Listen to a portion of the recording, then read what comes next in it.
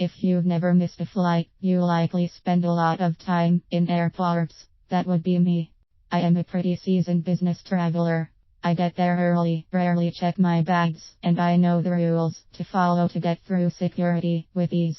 But last week, I learned more business lessons in one almost missed connection back home. I just finished training with one of my second stage businesses on hardwiring and had lots of time to spare to make my first flight out of a small airport in Tennessee. I knew that my 35-minute layover in Atlanta back home to Michigan would be a challenge, but it was important that I get home that evening. You see, my nephew, who is also my godson, was having their wedding shower the next morning. I also needed to drive 4 hours the next morning to get there. If you've never been to the Atlanta airport, it is presently the world's largest and busiest airport. Here's where it gets interesting. My connection flight back home was scheduled to take off at 8:30 p.m. We landed at 7:55 p.m., so I thought I had plenty of time to make my way across the airport. However, by the time the flight got to the gate, it's about 8:05 p.m. We all huddled in the jet bridge, anxiously looking at our phones on the time, waiting for our carry-ons to be unloaded. It was a small plane, so we had to check our carry-ons plane side. You could tell by the frequent glances at their phones just how many other passengers had to catch their connections. Finally, it's around 8:12 p.m. and boarding began for my connection 15 minutes ago. Just then, I see my bag, snatch it and look for the monitor to confirm my gate assignment. One quick look around and I realized I was in Terminal E. My connection is in Terminal A. Once I descended from the jet bridge, I had to navigate the long escalator to catch the people mover to the next terminal. Rather than waiting for the escalator to take me down, I started to quickly move down the escalator until I ran into a group of people. Noticing my urgent need to move ahead, one nice man stepped aside so I could continue walking down the escalator stairs. However, I was quickly stopped by a flood of other passengers on the escalator in front of me. Business lesson 1. Even with your best laid plans, there will be barriers to moving ahead. Practice patience.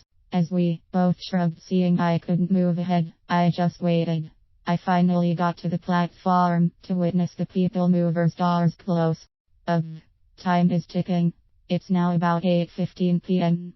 I looked down the long hallway, looked to my right, and noticed a pilot to my right. I thought to myself, would it be faster if I run to the next terminal or wait for the people mover?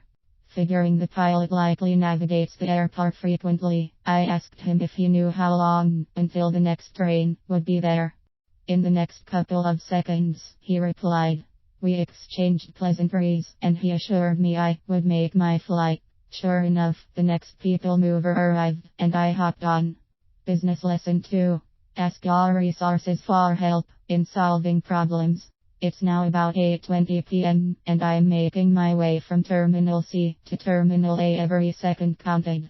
The doors on the people mover opened to Terminal B. The doors closed and there's a pause. At Terminal B it seemed like an eternity before it took off again. The recorded voice calmly announces Terminal A. Finally, Terminal A. Before the doors were fully opened, I scurried off and see the escalators again to go up to the gates. Just then 2 teenagers cut in front of me and scaled the empty escalator steps to the top.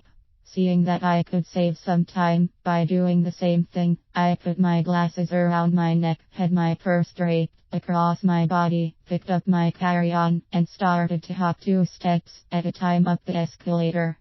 Stairs. While almost to the top, I realized just how hard I was breathing.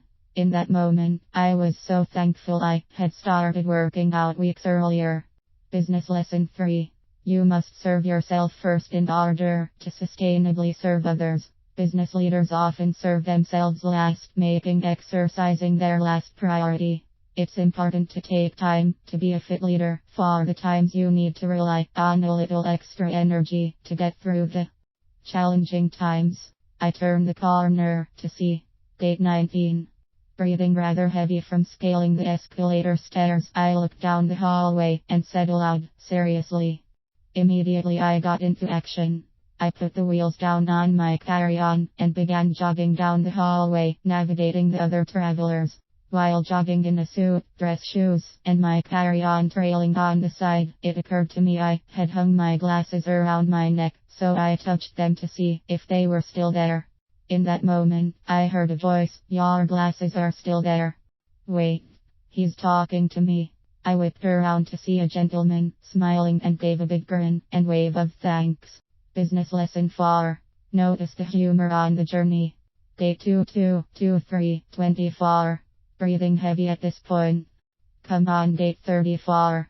I went from jog to fast walk to back to jog. Date 303132. Date 33. I'm almost there. The gate is still open, legs don't fail me now. I scoop the boarding pass from my purse. I hand it over to the agent, exclaiming, "I made it." I make my way down the jet bridge, turn the corner in the plane, find room for my luggage, and drop to my seat. By this time, sweat is pouring down my face. A few moments later, I see two women get on the plane, they close the gates, and we are taking off.